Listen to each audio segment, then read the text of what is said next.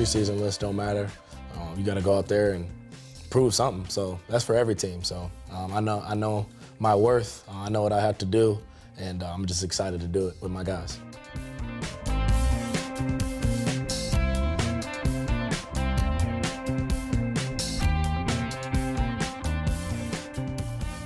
The decision was made. QB1 returns to Columbia for his second year under center for the Gamecocks. It brings stability back to the offense for a South Carolina team welcoming a new OC in 2023.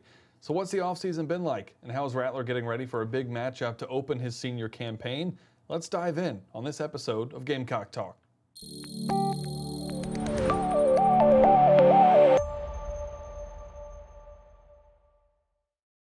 All right, hanging out with QB1, Spencer Rattler. We always appreciate your time, Spencer. I know, like I said, there's 8 million things going on right now, and you're getting pulled in a ton of directions, so I always appreciate it. Of course. Glad to be here. Yeah, so it's 236 degrees outside. You're right in the middle of fall camp. How's it feeling out there? It is hot, but, you know, we've been enjoying every moment of it. I feel like this is the most fun I've ever had at a camp, and it's flying by. First day out. Let's work. In here tight, in here tight. Hey, grind on 3, 1, 2, 3. What's different about this camp than other ones you've done? I think it's, you know, just the camaraderie we have as a group, the offense we're running, just the vibes are high, the energy's high, and it's fun.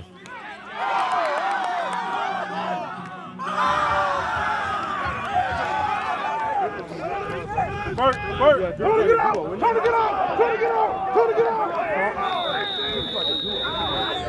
Lock in from the jump, fellas. Here we go. Hey, lock in on 3, 1, 2, 3. Lock in.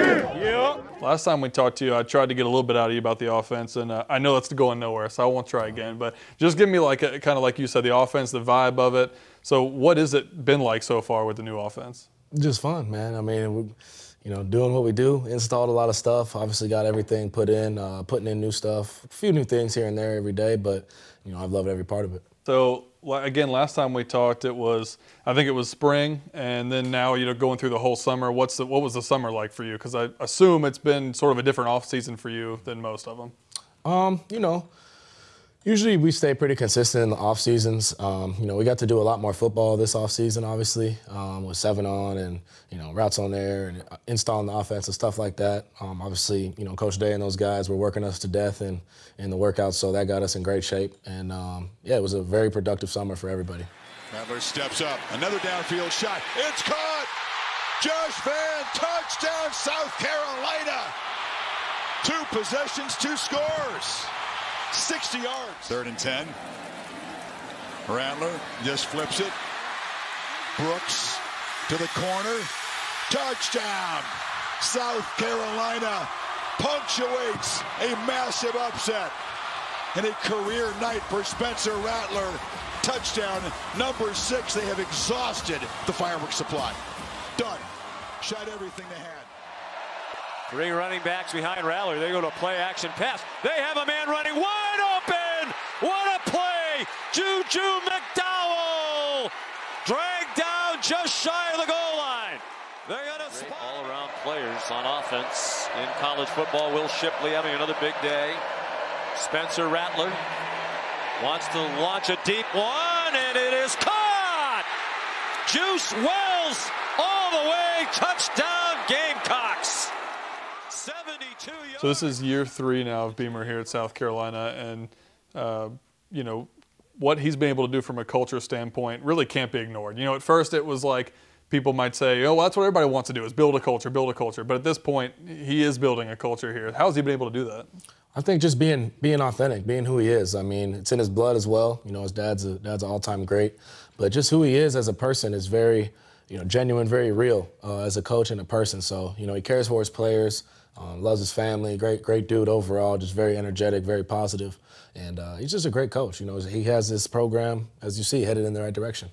Let's go back to when y'all met and when that relationship started. Just take me through how that relationship started and when you guys, met. Mm-hmm. Yeah, I mean, he coached at OU. Wasn't around him too much, but he recruited me hard out of the portal, and it just clicked.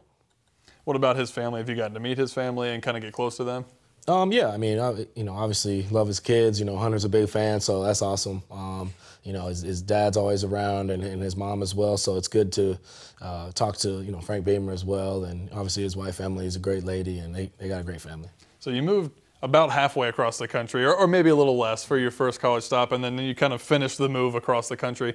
Did knowing, Coach Beamer really help that transition, not necessarily from a football standpoint, that whole decision, but just from moving that far across the country? It wasn't anything big to me. I've been in college. I don't get homesick like that.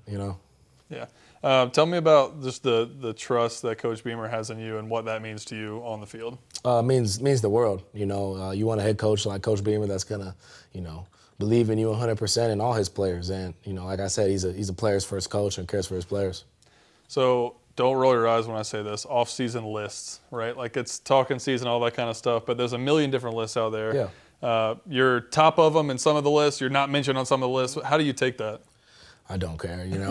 I work. I know my worth. I know what I have to do, and I'm just excited to do it with my guys. I saw the interview you did with one of the guys out at SEC Media Days who had you ranked, towards the bottom of and it was just kind of funny. But how you handle all that, and it's just part of the job, I assume. That's part of the job. Nothing new, Then the top 25 list comes out for a lot of different, we're just missing top 25. Mm-hmm. Is that kind of the same thing, or do you look at that more as a team thing, and y'all talk about that, or not really? We don't look at it at all. Preseason lists don't matter.